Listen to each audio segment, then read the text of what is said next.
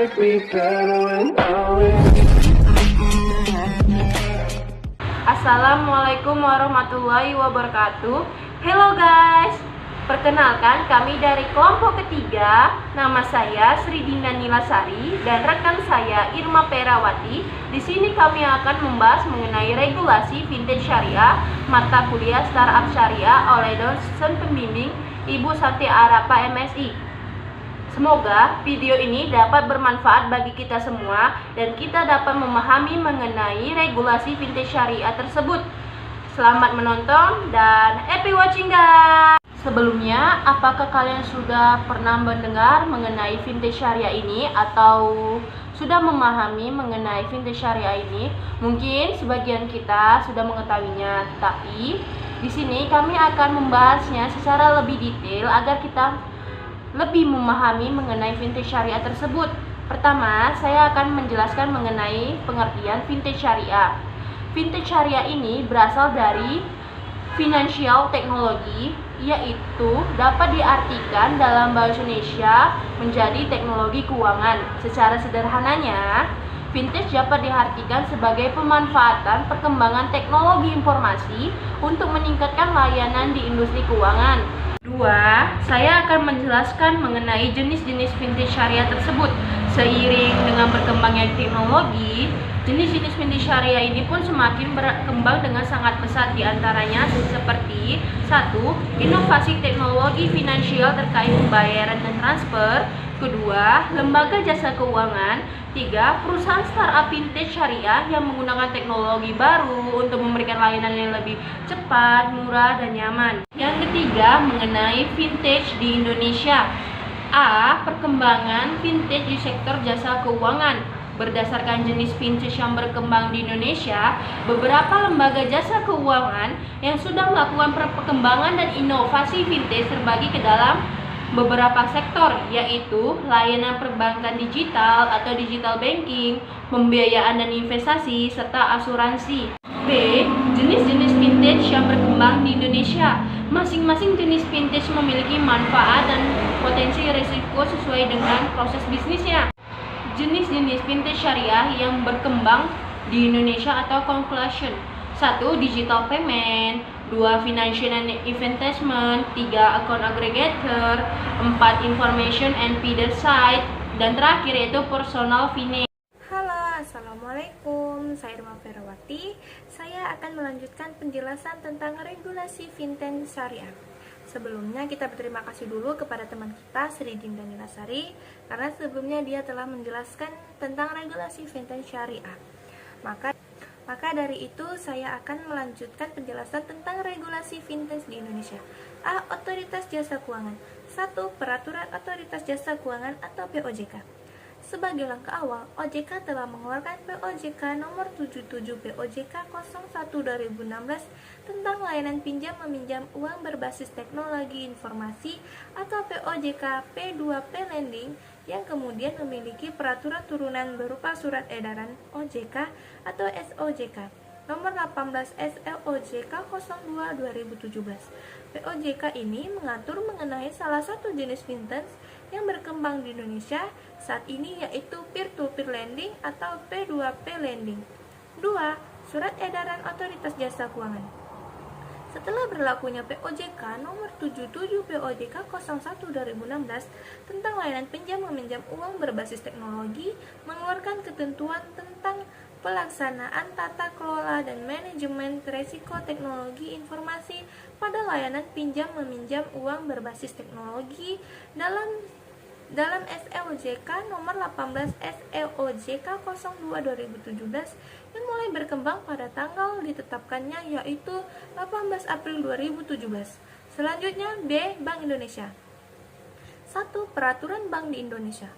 Bank Indonesia sebagai regulator sistem pembayaran telah mengeluarkan peraturan terkait fintech di Indonesia melalui PBI nomor 1112 PBI 2009 tentang uang elektronik atau electronic money.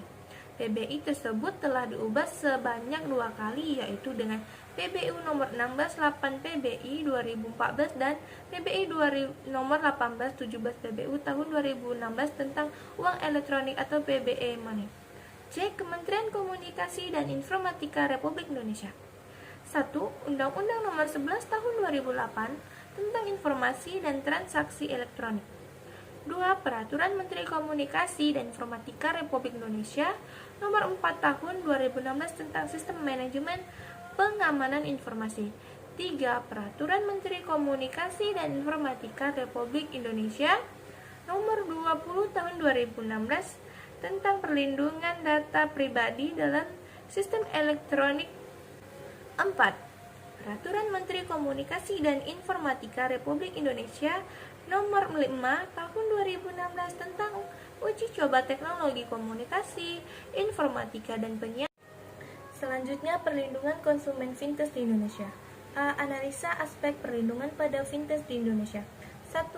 Kelengkapan informasi dan transparansi produk atau layanan. 2. Penanganan pengaduan dan penyelesaian sengketa konsumen.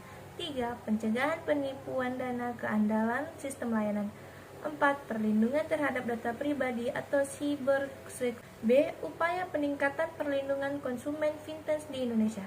1. Pengawasan dan pengaturan yang berfokus pada fintech yang telah berkembang dan digunakan di Indonesia untuk menyegarkan upaya perlindungan konsumen terkait produk fintech di Indonesia. Maka OJK sebagai regulator perlu untuk menentukan fokus pada fintech yang telah dan akan berkembang di Indonesia. Fokus tersebut meliputi fintech lending, fintech payment, fintech supporting atau fintech scoring, fintech information site, fintech financial management, fintech big data analytics. Selanjutnya, 2. Peningkatan koordinasi dengan pemangku. Kepentingan terkait OJK sebaiknya berkoordinasi dan bekerjasama dengan para pemangku kepentingan fintech lainnya.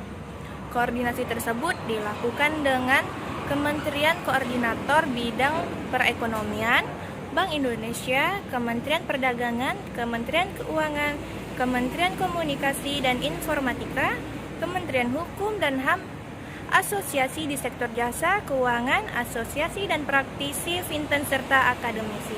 Ketiga, penyiapan mekanisme penyelesaian sengketa dan fintech startup penyelesaian sengketa terkait fintech yang dilakukan oleh PUJK Fintech 2.0 dapat dilakukan melalui internal PUJK atau mekanisme internal dispute resolution atau alternatif penyelesaian sengketa LAPS dan fasilitas terbatas dari OJK.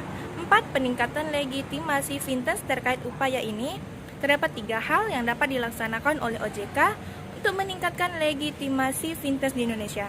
Pertama, OJK ataupun regulator terkait dapat memberlakukan trademark atau dapat berupa logo, gambar, atau lencana pada semua situs dan atau aplikasi pelaku fintech yang telah terdaftar dan diawasi. Kedua, menerapkan sertifikat digital signature yang akan mengotentikasi identitas konsumen secara elektronik dengan memakai tanda tangan. Ketiga, menerapkan verifikasi biometrik yang dapat mengidentifikasi satu natif atau lebih ciri-ciri biologis unik konsumen. Baiklah, sampai di sini penjelasan kami. Semoga teman-teman dapat memahaminya dan teman-teman bisa memahami apa itu regulasi fintech di Indonesia. Baiklah, sampai di sini penjelasan kami.